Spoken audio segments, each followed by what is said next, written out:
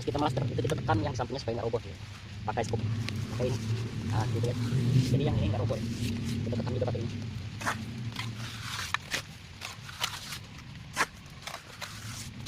Paling atas ada kayu ini, mal kayu.